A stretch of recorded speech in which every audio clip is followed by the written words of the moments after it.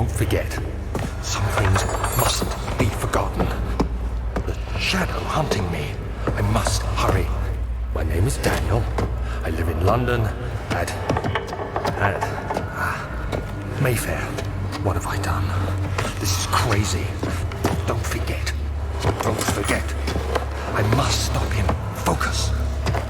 My name is... I am Daniel.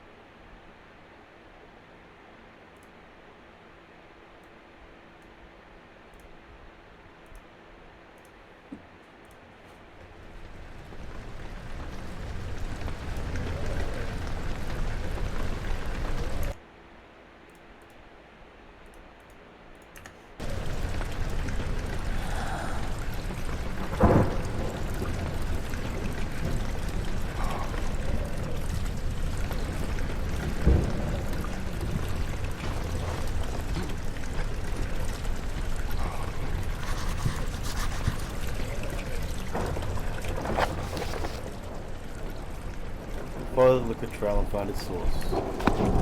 Okay.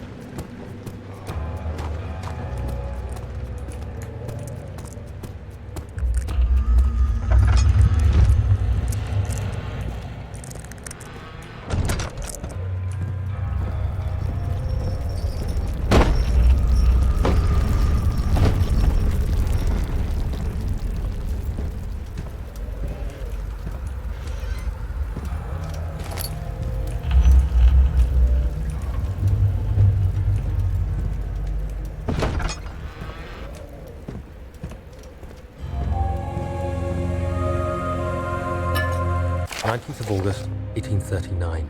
I wish I could ask how much you remember. I don't know if there will be anything left after I consume this drink. Don't be afraid, Daniel. I can't tell you why, but know this. I choose to forget. Try to find comfort and strength in that fact. There is a purpose. You are my final effort to put things right. God willing, the name Alexander of Brandenburg still invokes bitter anger in you. If not, this will sound horrible.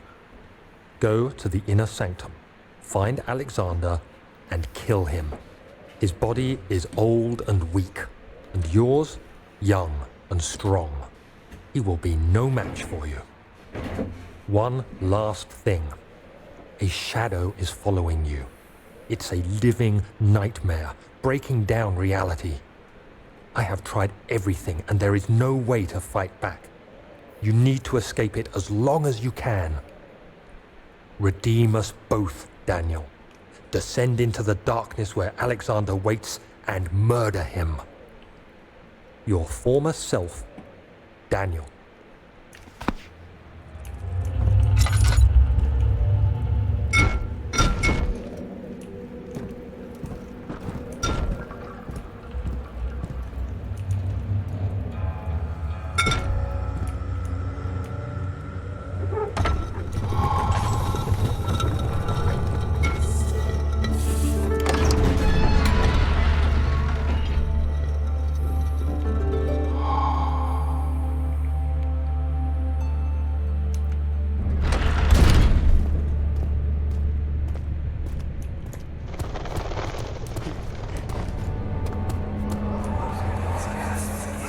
Alexander, is it inside the castle?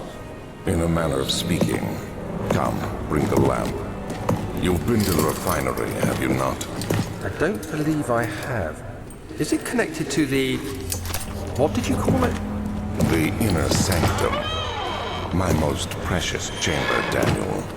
And it lies well beyond the refinery. In fact, it lies beneath the very stone of Brennenburg.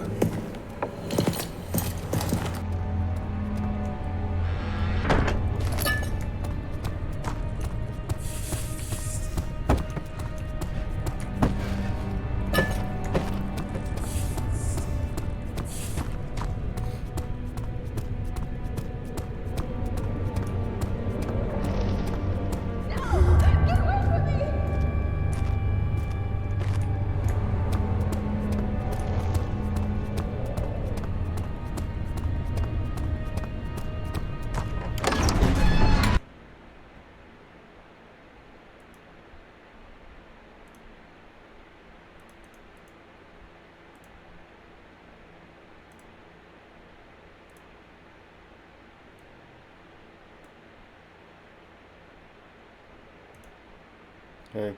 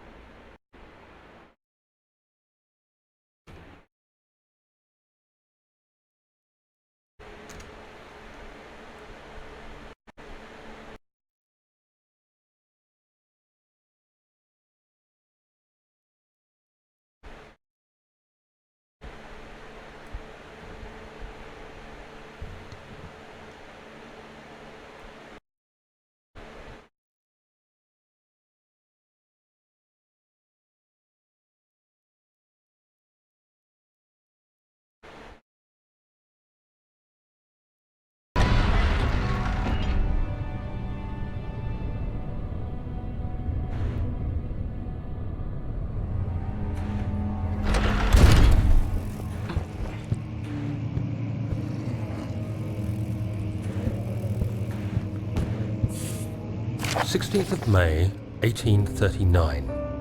The unflinching African sun has continued to plague our expedition, making it impossible to dig until dusk. How Professor Herbert managed to find the location in these vast plains of nothingness remains a mystery to me. When I asked him about the tomb again, he told me about the legend of Tin Hanan, the mother of us all. An interesting story in its own right, but I can't help feeling there's more. Later that evening, we uncovered a passage beneath the dunes leading to a sand-covered stone structure. The professor was confident it was the tomb we sought and ordered the others to clear the way late into the dark, cold night. Tomorrow, I shall lead the men into the ancient structure, hoping to reach the burial chamber. No matter what the professor is keeping from me, the dig should yield something interesting to take back to London and the British Museum.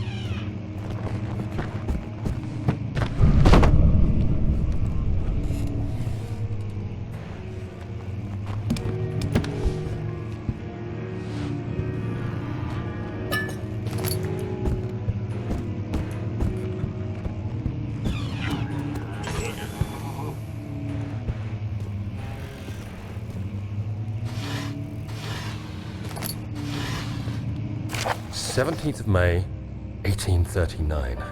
My hands tremble as I write. I feel a need to document my tribulation, for I fear that my memory will fail me if I linger. Today, I took some men and ventured into the dark, ancient passage we uncovered. Our torches burned faintly in the murky air as we slowly made our way underground. The men were superstitious and fearful. They argued loudly, and I felt their strange language getting to me. I mustered my strength and yelled at them to continue down the slopes and broken steps. The crudely carved passage confused me. It looked much older than the 4th century structure we had expected. The twisting path emerged into a great antechamber. The walls were lined with statues unlike any I'd ever seen. Despite their unearthly quality, I felt a strange familiarity toward them, which haunts me still. At the far end of the chamber, a great slab of stone sealed off whatever lay ahead. I gave the order to raise it, and as I pushed through the narrow space, the heavy stone suddenly dropped, sealing me inside. I was trapped.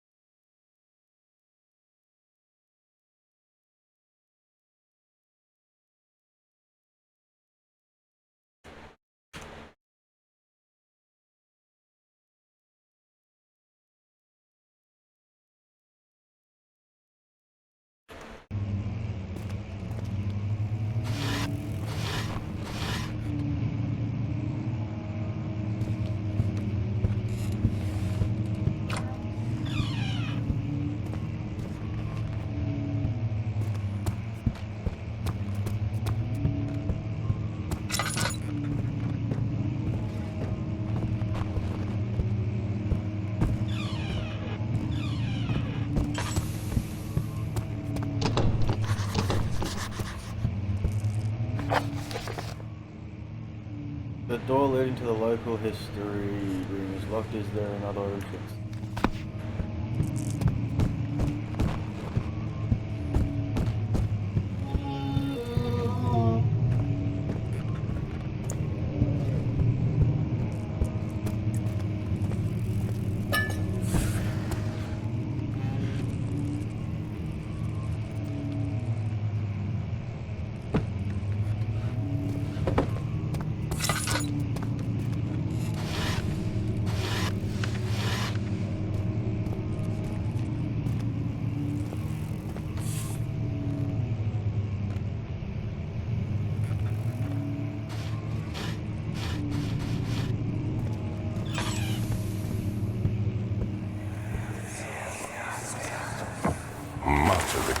is old and hasn't been tended to for centuries. When the shadow arrives, it won't take long until things start falling apart. We're just buying time anyway. Let's do what we can. There isn't much to be done about the wars. We should reinforce weak structures. The ground will tremble and there's a risk everything will cave in on us, especially downstairs. Here, and there. Let's get the servants working on it.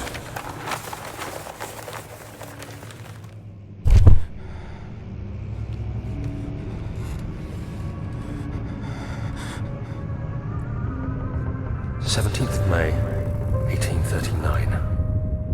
After pounding the unforgiving stone wall for what seemed like an eternity, I realized it was hopeless.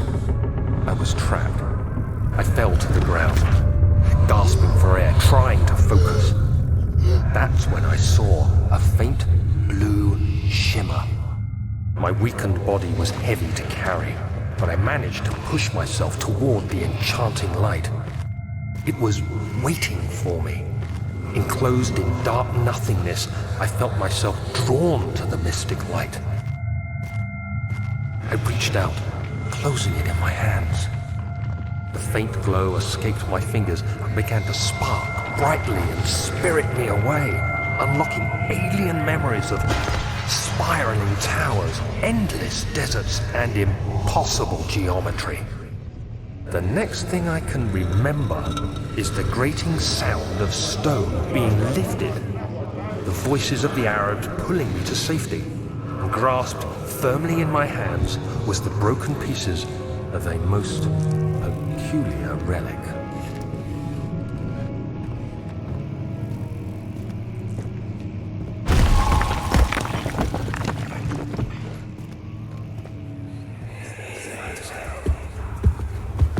You have to be swift when you activate the first one. You hear that? If it stops, you'll have to start over. Isn't all this a bit excessive? You can never be too careful, Daniel.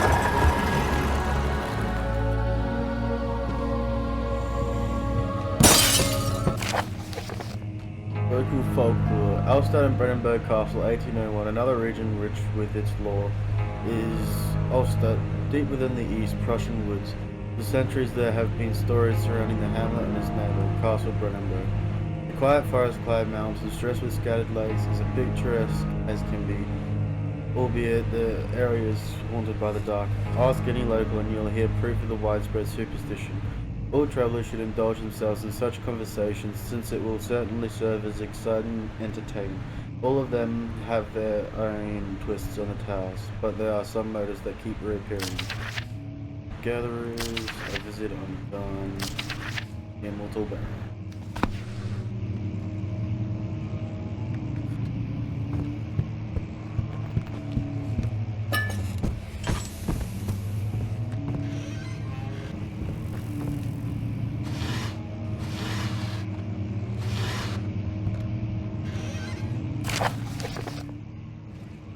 Wilhelm and his fools have endangered my research long enough with their absent-minded handling of the human vessels. The sheriff is keeping a watchful eye on the forest and is killing my trusty servants. It's just a matter of time until I follow the trail to Brennenburg. I need to lock Wilhelm and his men up to avoid further investigation from the public. The wine cellar will therefore be sealed off until the matter has been handled. Either the king's men leave or they will starve. Whatever comes first, they can rot for all I care. Maybe I'll feed them some wine. It would, in a sense, solve both of my problems.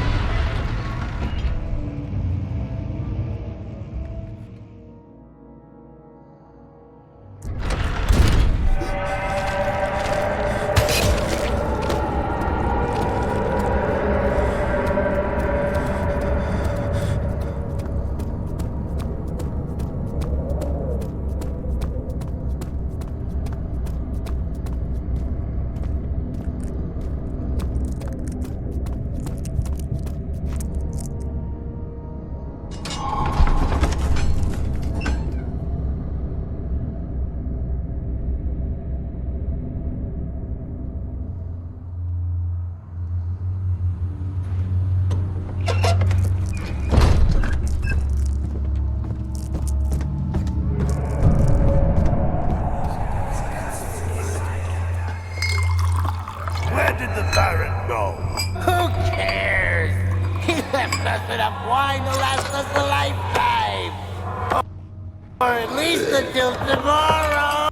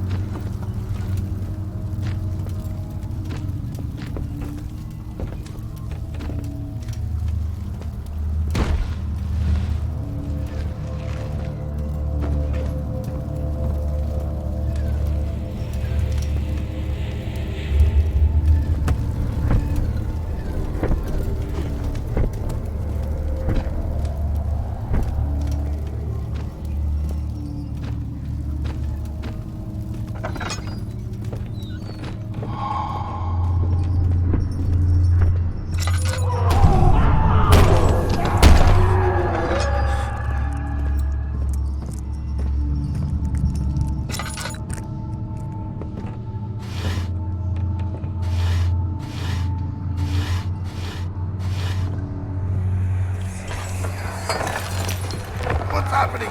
Oh, it feels like my chest is going to burst. My God! Wilhelm, do something! Except we're not getting out of here. How can you say that? Alexander, you piece of shit! Let us out of here!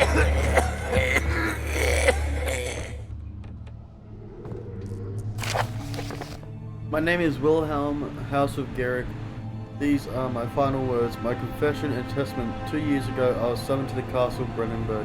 At most of aristocracy, I was curious about what this supposed Knight of the Order could want from me, and accepted the invitation.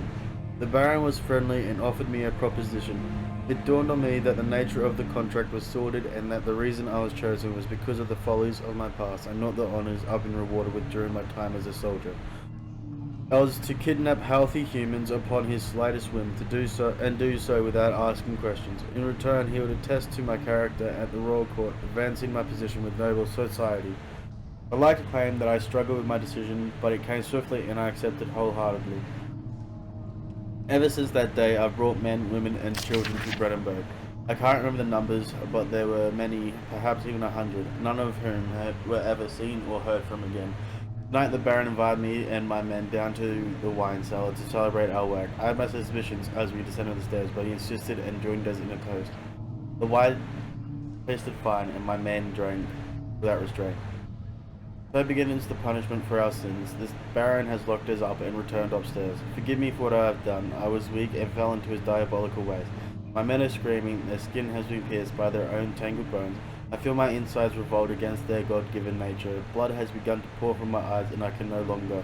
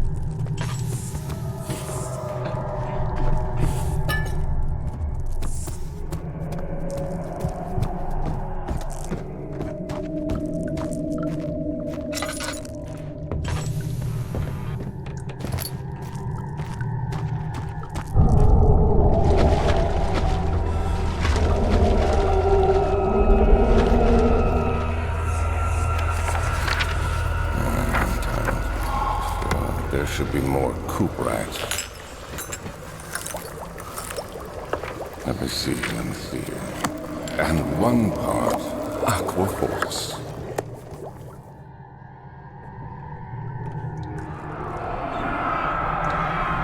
One day I will return. If it wasn't for the thought of you, my love, I wouldn't be able to go on. When I find myself doing terrible things, I would take comfort in you. As long as I am able to think of you and long for a life together, I know I'm better than the others. I weep for them. They lust for power without restraint, where I only crave fair judgment and a safe return.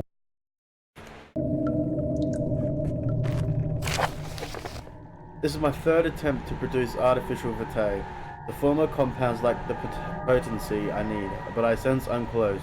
Calamine and orpiment are a given, and the culprit binds them well. This time I will attempt Aqua Regia instead of Aqua Fortis, and hope it will produce a more even solitude. The experiment was unsuccessful. The solution is highly acidic and proves impractical to put to any use except as a detergent. Organic issue reacts especially violently to the solution and should be handled with the greatest care. I might be able to use the recipe, but I'm losing hope that I will find an alchemic solution to my predicament.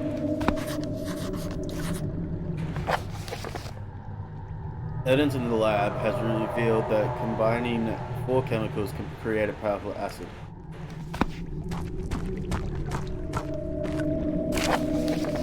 The lack of chimneys to properly vent the fumes from my most recent experiment has taken its toll on many of my less stable ingredients in storage. Some seems unaffected, but many are stained by the fumes and would be difficult to salvage. I shall do what I can and move them to the wine cellar.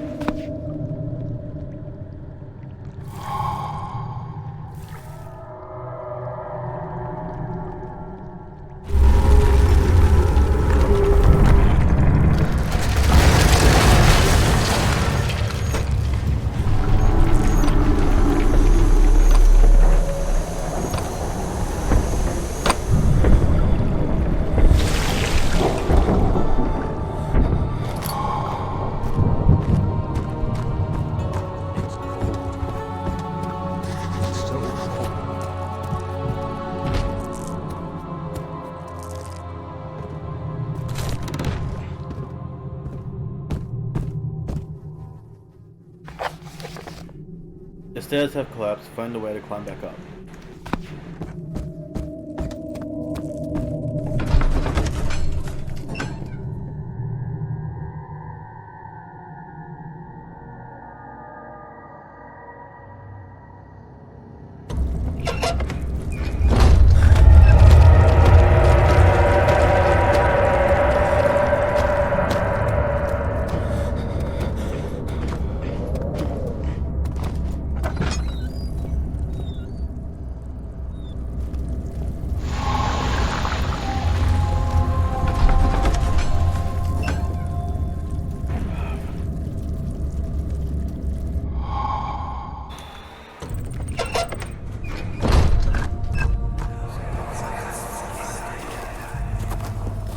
It sure is dark in here.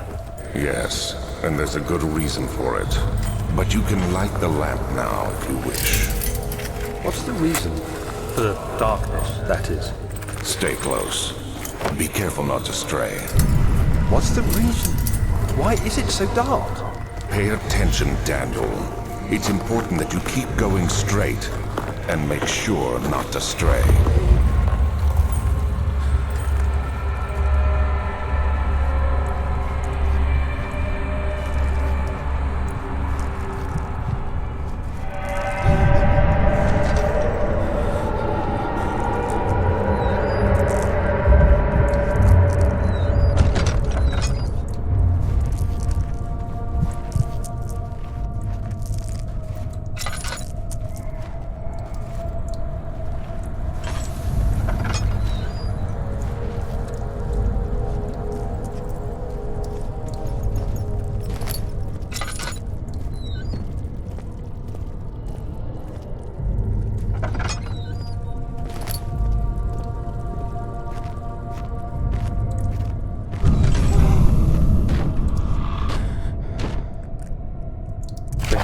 June 1839. It's been more than a month since my last entry.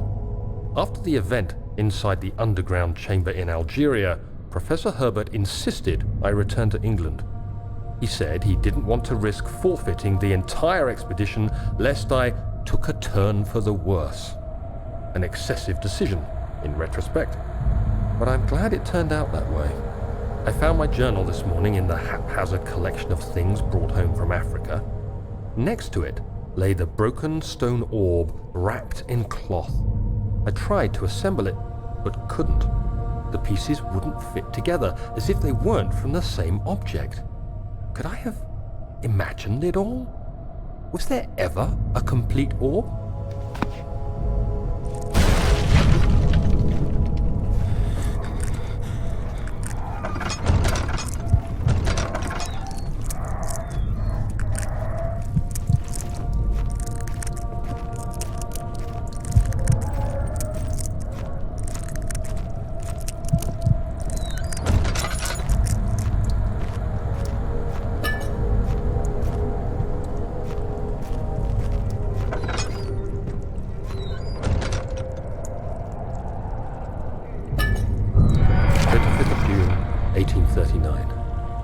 I feel the need to continue this journal, even though it was intended for my journey to Africa.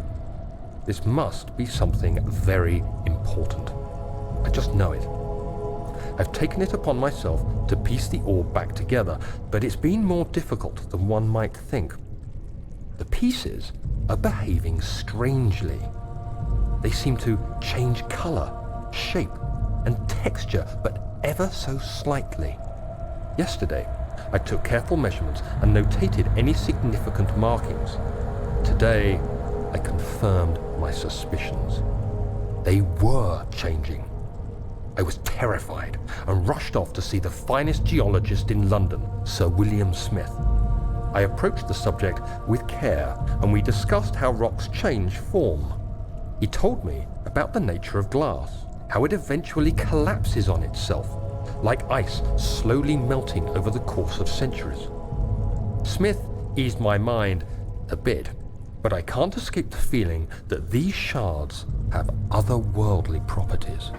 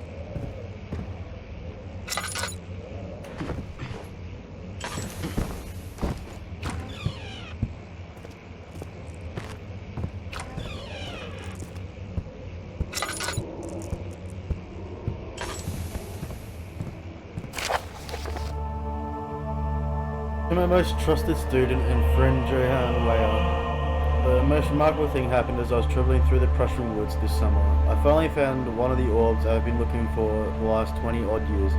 It is as inexplicable as the Heliodromus described it in Hortus Conclusus. It was as it was told by an underground Mithraic temple crowned with the unearthly artifact. The orb was big enough to fill my cupped hands, and the texture was smooth and jagged. Its color washed while rich. Contrast is not enough to describe its nature. It was an impossibility, an artificial paradox captured within stone. I was staying in a nearby village called Alstadt, investigating one of the antiquated trails. While I finally found the cavern, I went inside, and suddenly I could verify the truth of these enigmatic artifacts. They were real. As you can understand, this is the most important discovery of my life, and it has also become my greatest fear. As I entered the underground chamber, I could feel that I was trespassing. Because of my curiosity, I did my best to fight these instincts and fetch the orb from its place. I scrambled out of the chamber and into the woods. I could sense something was following me. It bayed loudly as it closed in. The beast, this guardian of the orb, was relentless in his pursuit. I made my way to a nearby ravine where I stumbled upon some men fishing in the lake. I tried to warn them as I passed out, but fortunately they remained as I continued my escape. When I heard their cry of pain echo through the valley, I felt such a tremendous sense of relief, thinking I would be spared. Suddenly, a blue shimmering light engulfed me, and the colors of the forest were washed away before my eyes. I kept running through the bleak surroundings. The trees had turned to coal. Black with leaves of cinder, the ground covered in murky water. I pressed on through the drenched land as the glowing amber gave way to the rising wind and rained on me. I could hear pleading screams in the distance, and I joined in as pain and fear overtook me. I fell to the ground, gasping for air. This certainly must sound strange, but I had been carried miles away across the Alps to a grassy field outside Genoa. The Guardian had taken the orb from me, but still until this day I fear its return. Sometimes I lay awake at night listening for the howling cry I heard in the forest. It has been nearly a decade since that day, and I still haven't been able to write about the incident. The last time we spoke, you told me about your interest and ongoing research into the mythic orbs, and I realized I owed you the truth about my visit to Ulster. Your friend and mentor, Heinrich Cornelius Agrippa.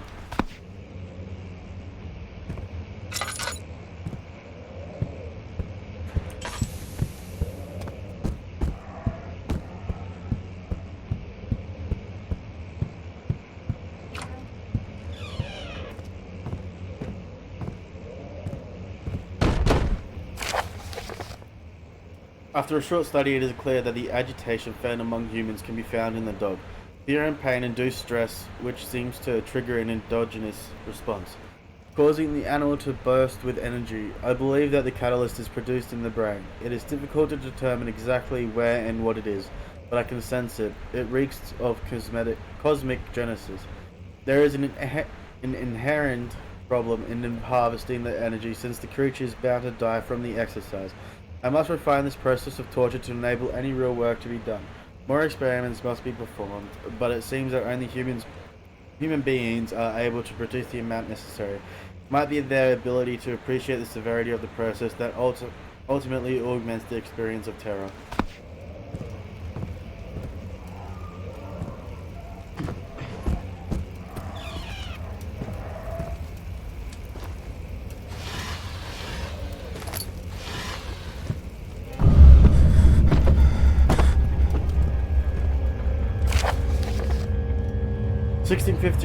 January 9th.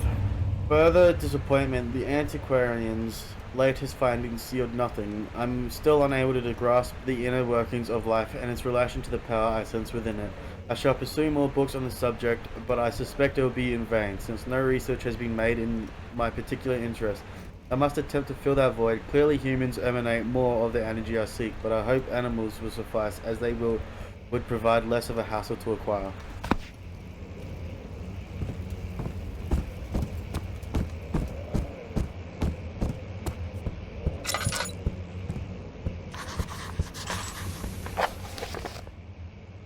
Find another way around the rubble in the study.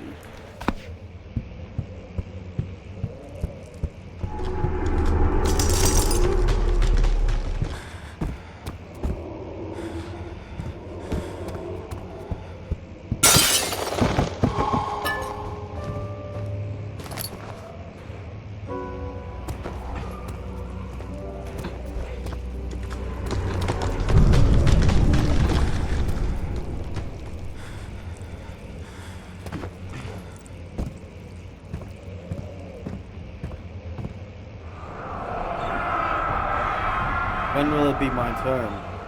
Have I not shown restraint? My patience spans centuries. From where I came, mankind has not even wasted a breath, yet I bow to you. I have done so much for you, and I have gained nothing in return. Agrippa, I trusted you. It was I who in all fairness should have entered the gate.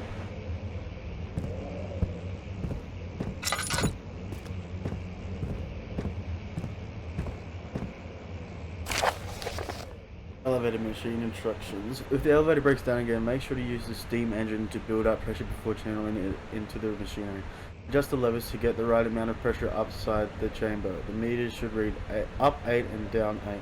Make sure the flow is set accordingly to the flowing chart. Trinity steam set function. 4-phase amplitude. Custom complete steam flow cycle. Note that the machine will not check proper configuration until all rods are inserted.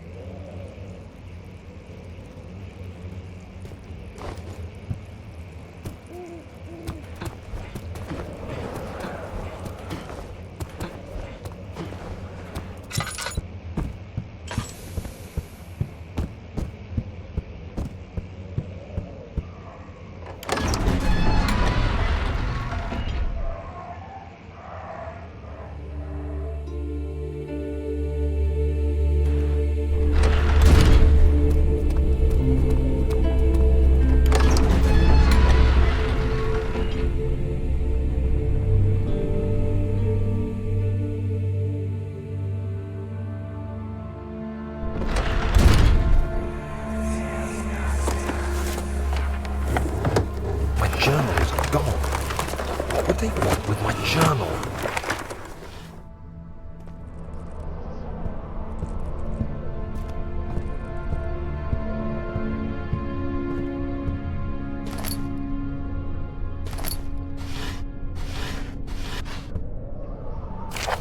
July 1839. I received a letter today from the Algerian governor's office disclosing the fate of Herbert's expedition. About a week after my departure, Abdullah, one of the men traveling with us, returned from the desert. He was badly injured, as if maimed by a lion. The man rambled deliriously about the expedition being attacked by something horrible. The French quickly dispatched a search party to look for the expedition. After searching for days, they found the camp abandoned without any trace of Herbert or his men. Tomorrow, I'll retrieve the things they recovered from Herbert's tent at the customs house. I don't know what to make of it, but I'm worried for him.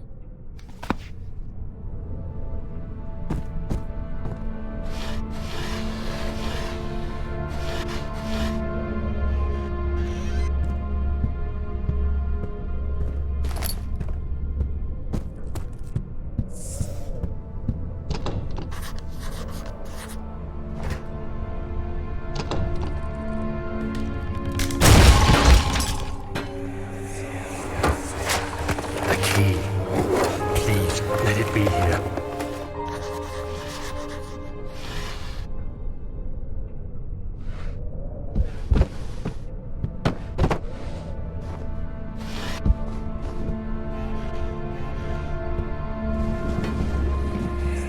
Oh, thank God, there it is. I guess it is a good place to hide it then.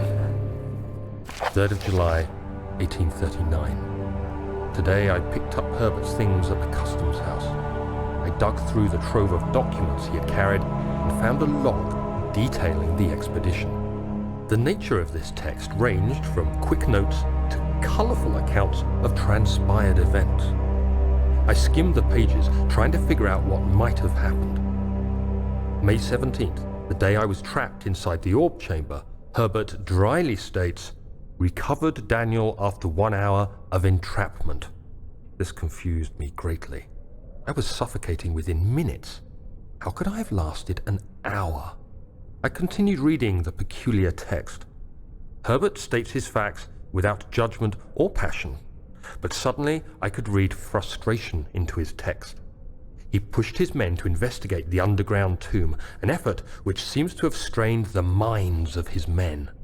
Madness spread through the ranks, and Herbert had to take some extreme measures to continue. He finally visits the chamber himself, where he retrieves the orb to the surface. His account confuses me greatly. If he has the orb, what are those pieces in my drawing room?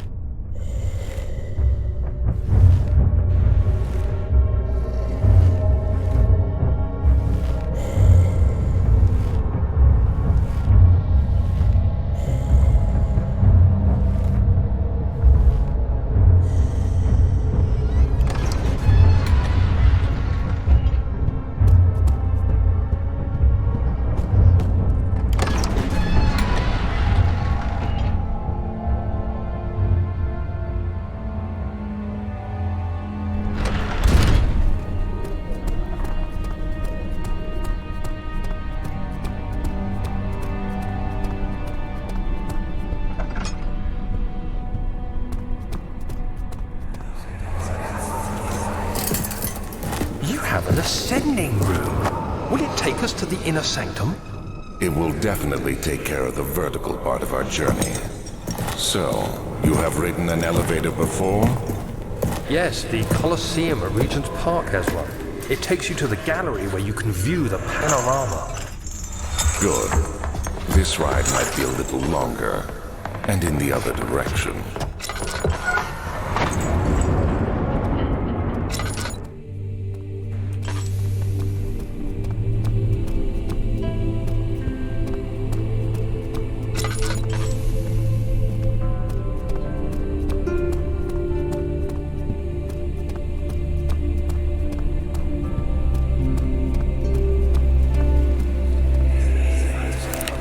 Don't forget your bag, Daniel. I won't, Herbert. There is no shame in using a parasol in the desert. As it happens, it's imperative to your survival. But it looks ridiculous. The shade will hurt much less than dying, I assure you.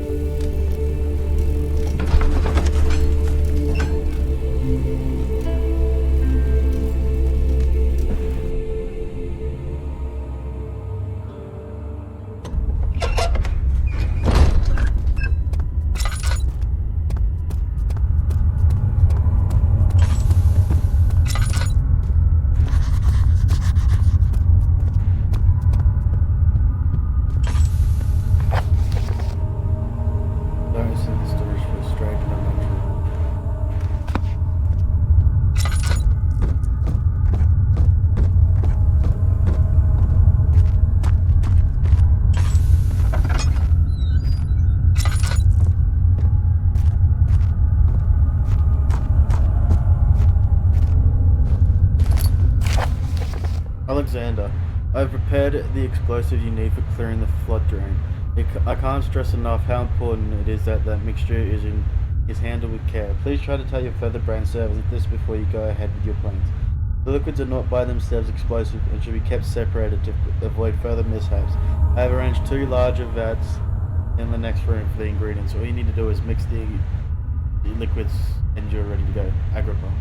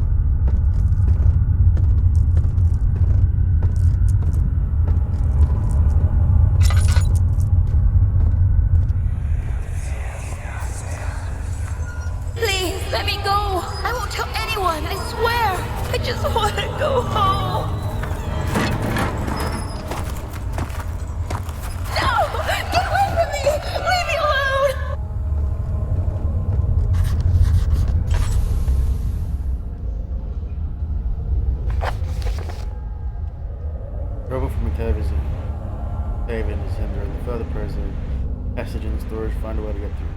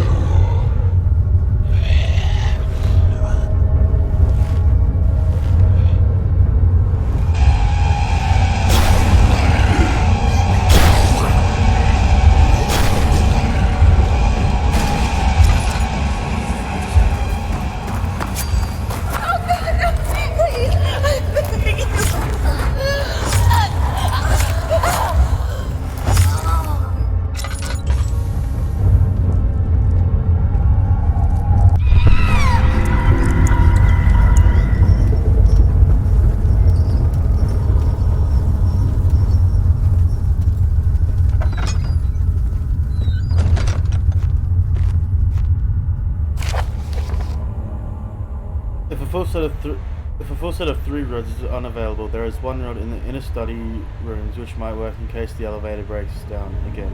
Unless it is absolutely necessary, always use the spare rods in the storage before using a mended one.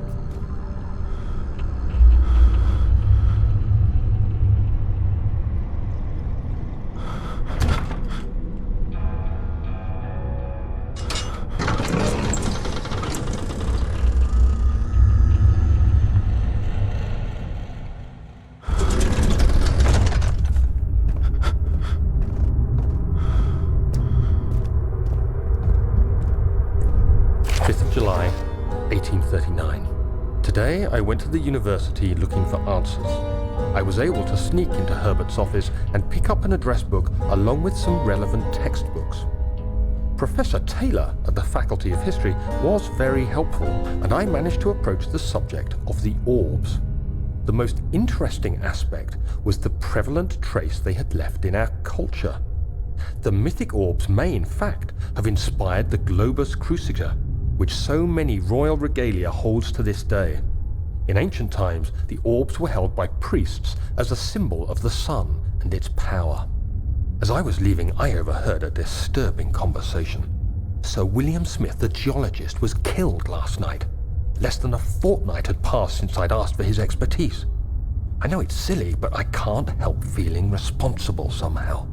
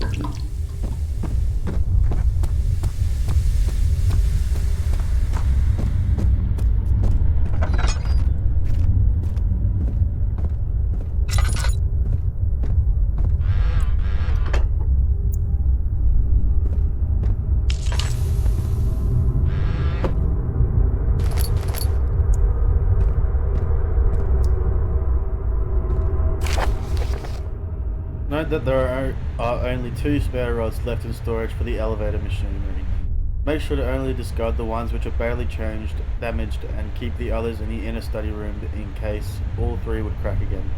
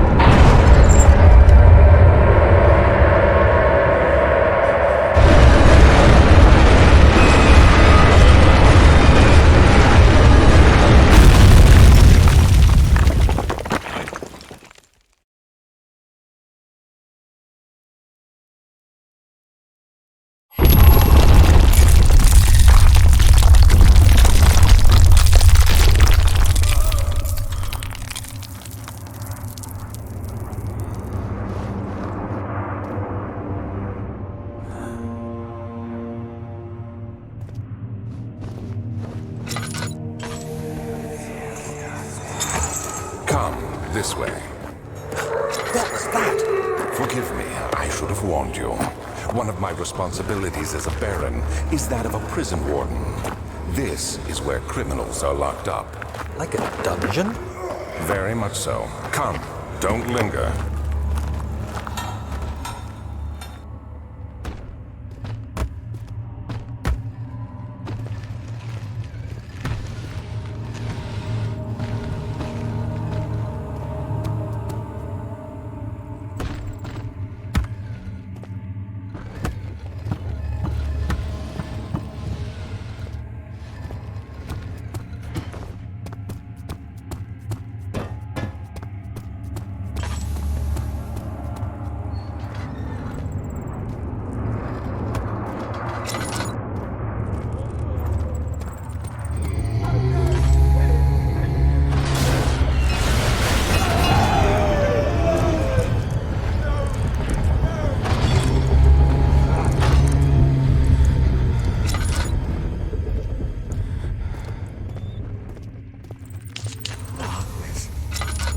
Closing in.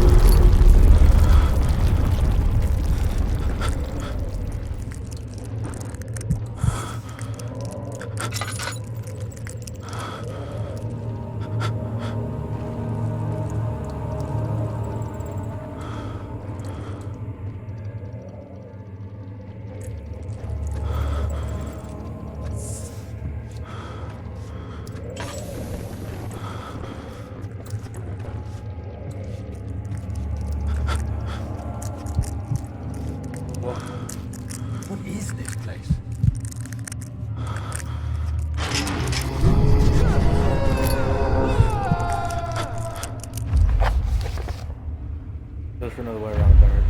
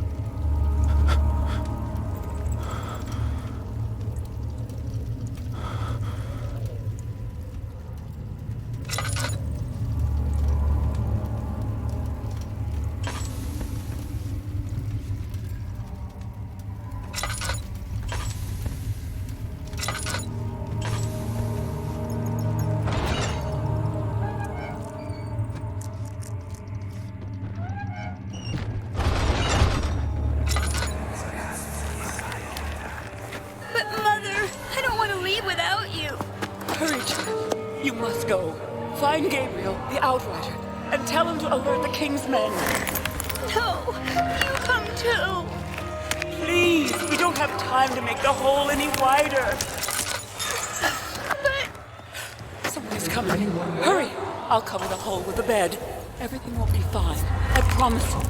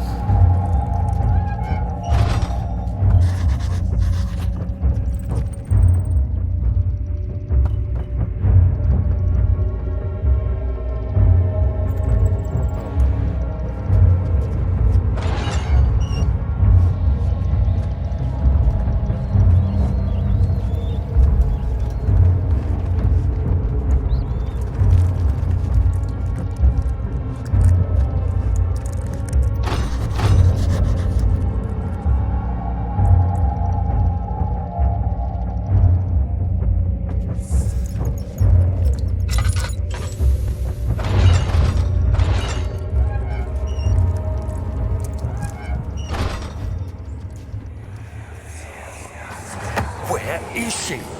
Where did she go? No! Oh, tell! I'll never tell you! You're just making things worse. Look, this is no place for a young girl all by herself. She could be hurt or worse. There's no telling what horrors await down there.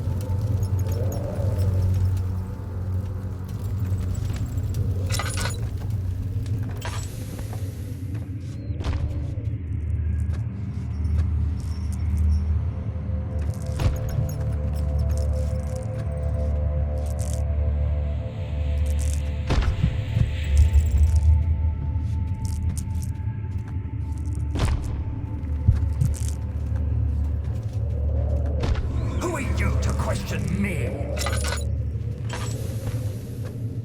Is he safe? Well, it's for his own good.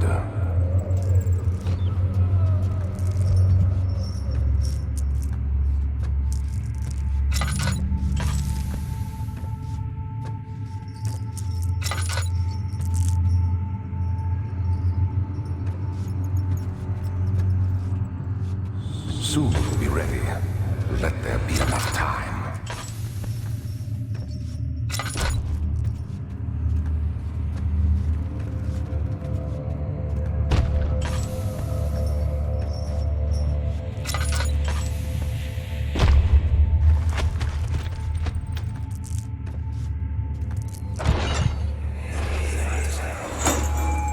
Hey! Anybody! Help! Christ! I don't believe this. Why? I mean, why? What did I do to deserve this? I mean, it can't be. Do I deserve this? It wasn't my fault! Why did he have to go in there? Don't go into burning houses. He should have known better.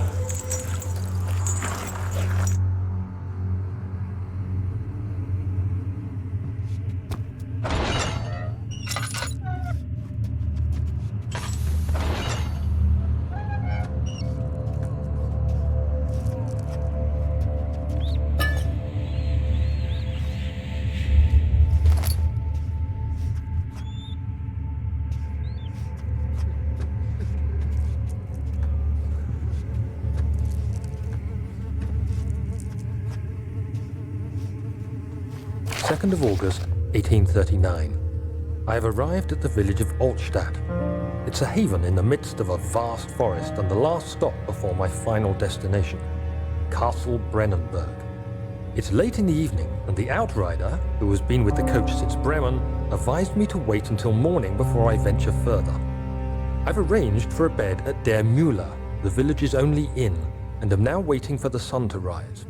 I try to sleep, but as I close my eyes, I see the men who fell victim in London. My fear and shame forces me to witness the same scenes over and over. They are dead because of me.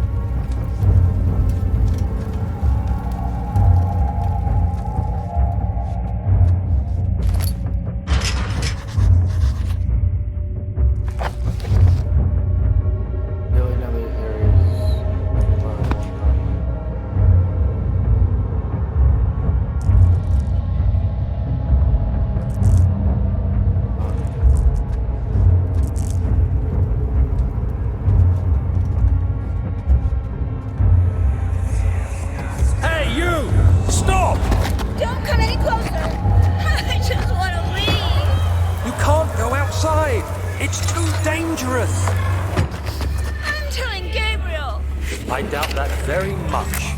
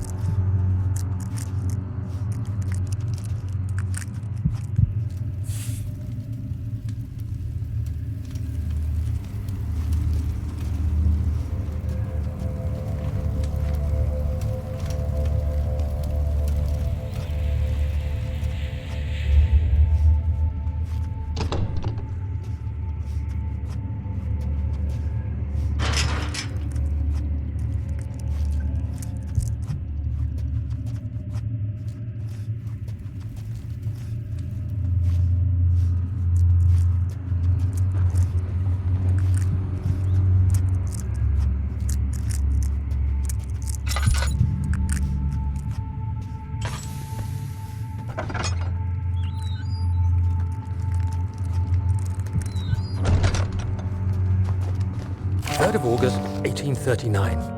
I feel like I have fled the world and all its worries. Brennenburg is a majestic creation perched upon a forest-clad hill with towers reaching well above even the highest pine trees. Following the winding road leading to the gates gives the impression of discovering something forgotten, as if journeying with Marco Polo to the hidden Xanadu. Alexander, the Baron, is a peculiar but gracious man. He seems well versed in worldly matters and is not at all as eccentric as I assumed. My room is exquisite, and I'm confident that no hotel for miles could even hope to match it. As the sun sets on Brennenburg, its fairy tale varnish turns to an eerie gloom. Alexander's strange servants are never far away. They are a quiet lot, and their behavior could only be described as skulking. Alexander seems pleased by my presence. As he puts it, it seems like I got here just in time.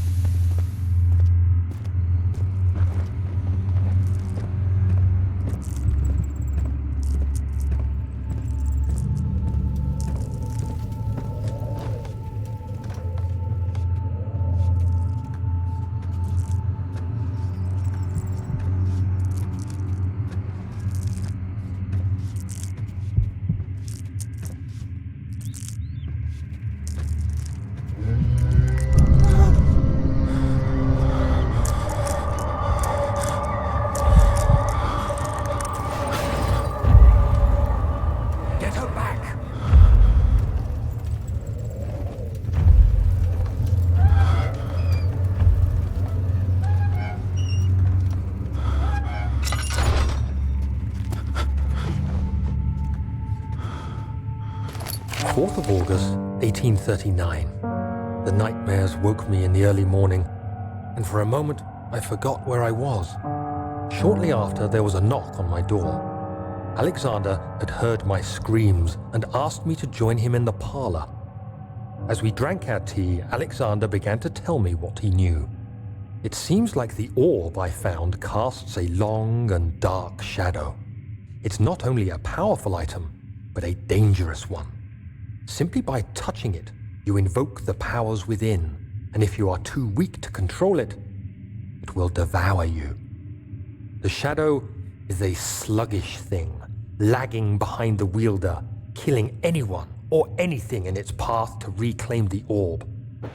I said I didn't care about its powers and that I should throw it away.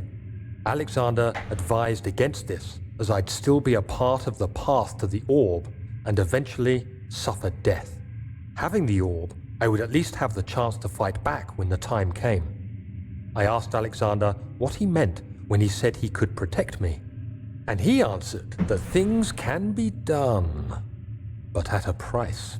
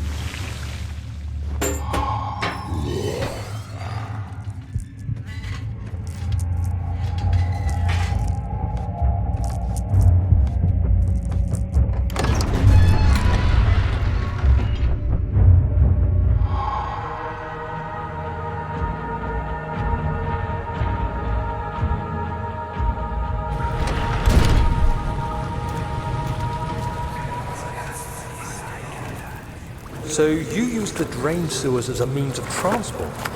Yes, they were built to divert water from an underground spring and are quite spacious. It seemed only natural to incorporate it into the overall structure. But we won't be using it. Not today. The flow is seasonal, and when the spring runs dry, the damp tunnels produce a rather poisonous type of fungi. There is an antidote, of course, but we won't be bothering with it today. Come, this way instead. We're almost there.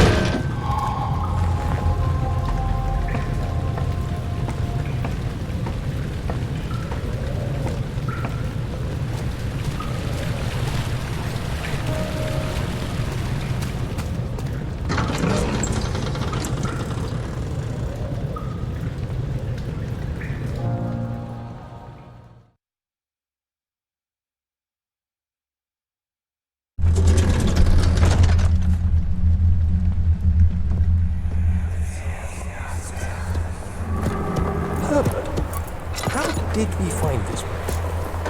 An old friend back in Algiers gave me a map. Why isn't he with us? Didn't he want to come? He wanted to, Daniel, but things don't always turn out the way we planned.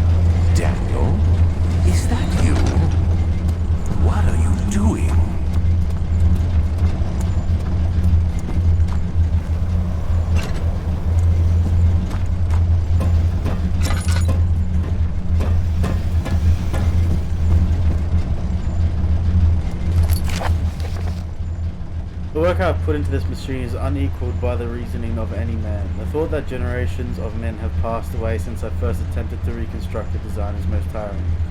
The limitations of this world have made my work incredibly difficult.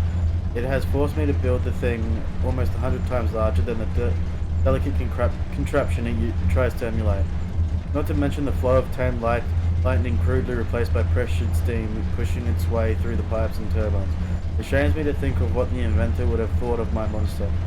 Where he works with a magnifying glass to carefully fix all the parts, I push Firebear to erect a tower of wrought iron in the hope it will have even the tiniest tint of the power found in the Traveler's Locket.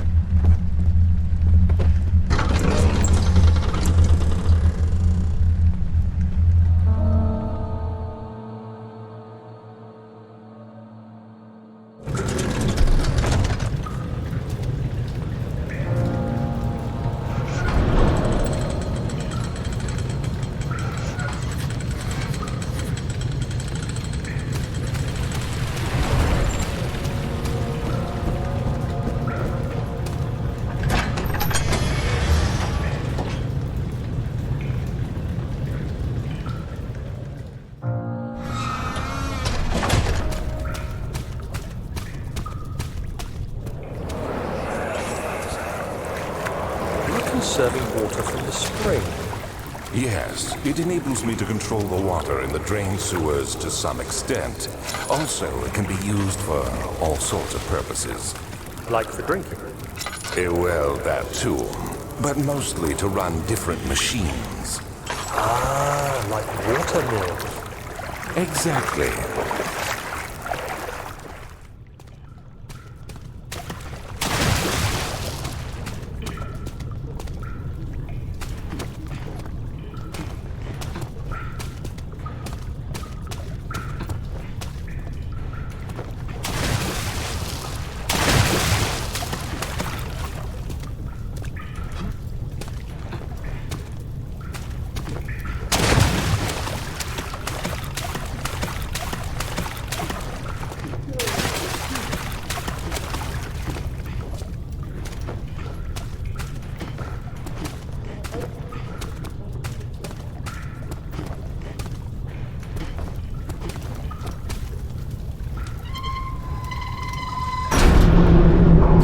August 1839. There is no denying that Alexander puts a lot of faith into what I can only describe as magic. I'm not surprised. Even while traveling across Europe, I assumed I would have to embrace the supernatural to save my mind and life. As a novice, I do everything in my power to stay focused and not dwell too much on my own doubts. Alexander woke me up early and told me it was time we got started on our work. He was obviously excited to get going, and we headed downstairs to the old dungeon where he preferred to attempt his rituals. It turns out that Alexander is a true Renaissance man, paralleled only by Da Vinci, I'm sure. He showed me several rooms fitted for specific research, such as anatomy studies, alchemy, and botany. The crown of Brennenburg must be the inner sanctum, a most hallowed ground where we shall attempt to permanently banish the orb's shadow.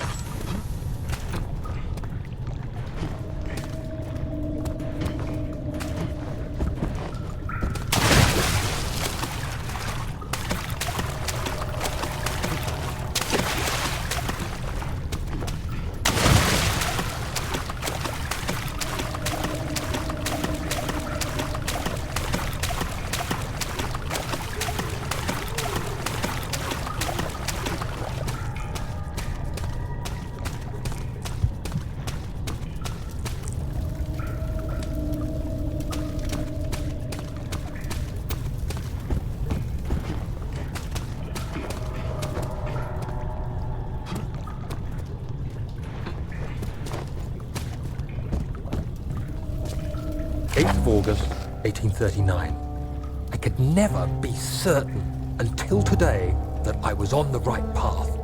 Using my orb, Alexander managed to channel its power unto us.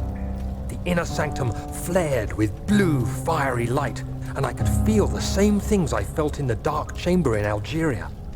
It was like standing in a mad... Suddenly, the blue light was stained by strains of red, and the walls burst with pulsating tissue resonating with the scene. Alexander quickly covered the orb in some cloth, and the unspeakable thing vanished. Apparently, the orb's shadow is closer than Alexander thought. He said I should prepare for a warding ritual tomorrow. I'm not sure what he expects, but I have a bad feeling about this.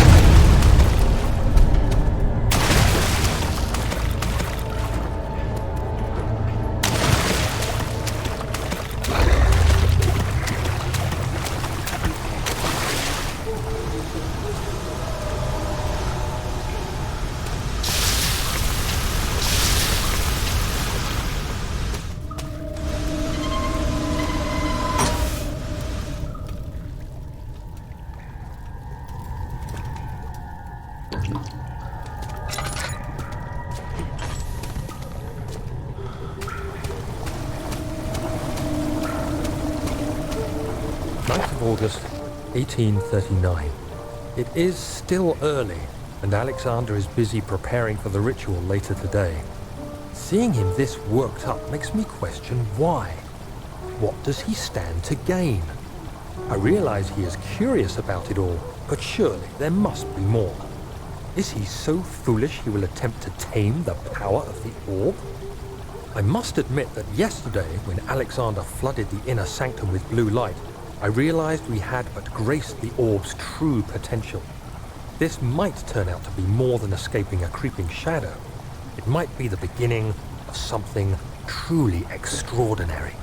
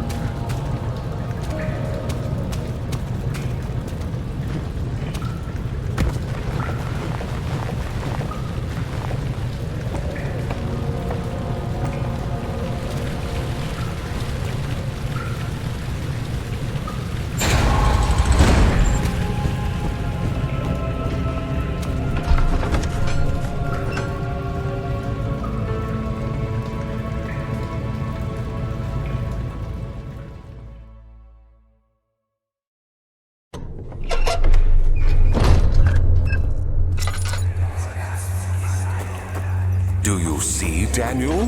It has yielded. What? The shadow. Has? For now. Come, let's get this out of here so we can get some peace. Yes, let's. Where to? Just down the corridor to the morgue. Are there more dead men there? You did well, Daniel. Come, let's get going.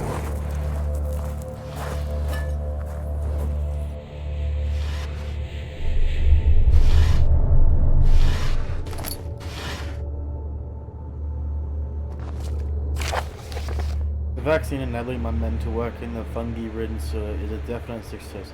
Unfortunately, only a few of the servants have been remedied as the procedure proved difficult. The others will perish, and eventually I will have to create more of them to keep my experiments running. Note that an injection of vaccinated blood will work as a shield long enough to pass the sewers without any risk of infection. Will do fine for prisoner transport. I fear for Daniels, for he is reckless. He is tainted by the approaching shadow and will not be able to pass the gate. Will he be able to accept this in the end? My love, I've seen evil in him. How am I to trust him with the truth? What cruel irony that I have to do unto him what Agrippa did unto me.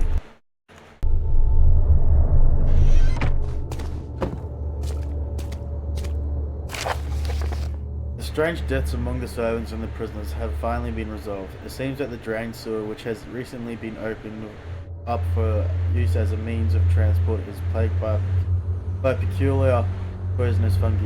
The victims seem to have suffered an extremely quick outbreak of sickness affecting the entire body. Some of my men, including myself, are blissfully spared by this calamity, but it is clear that this cripples my progress. The prisoners die quickly, and their contaminated vitae lacks the energy I seek. I shall immediately start working on a vaccine.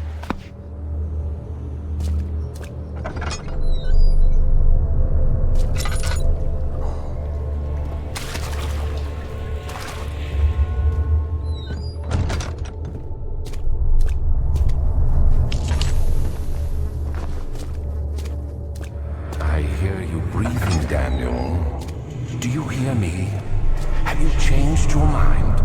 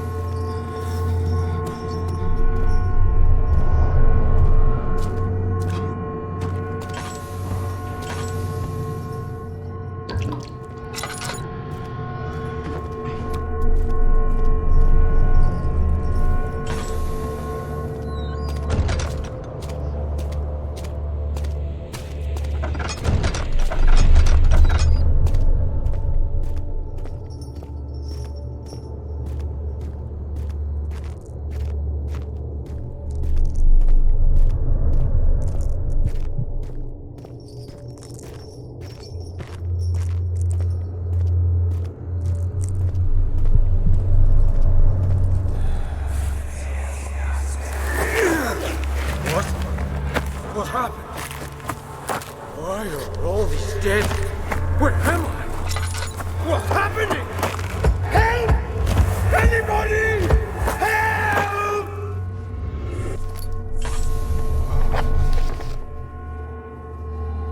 Fine cup of tea found in the morgue. It looks like a part of a surgeon.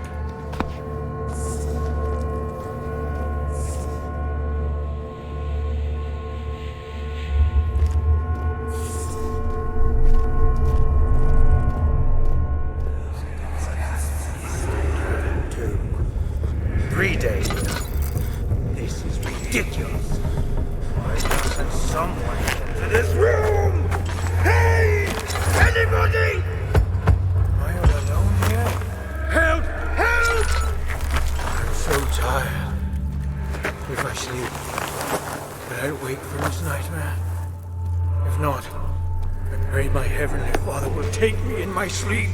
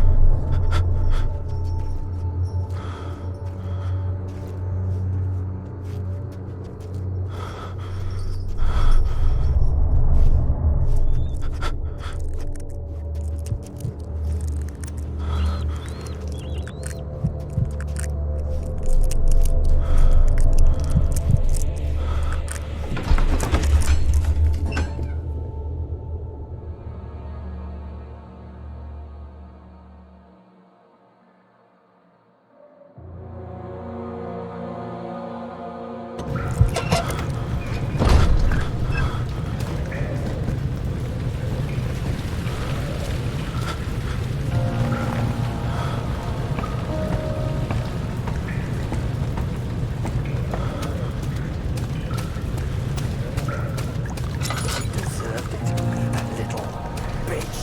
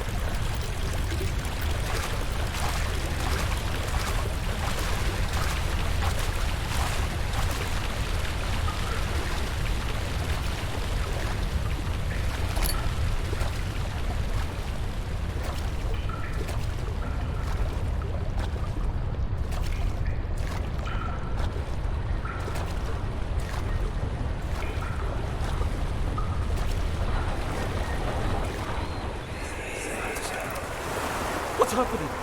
What are you doing? Let me go! Please, take me! Nobody ever returns!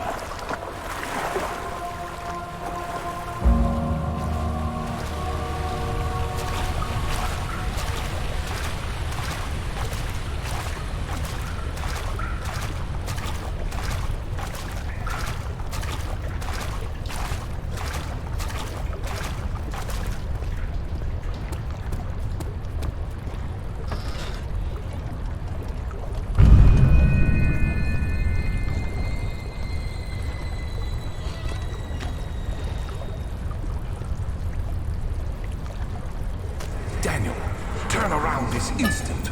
You are carrying the shadow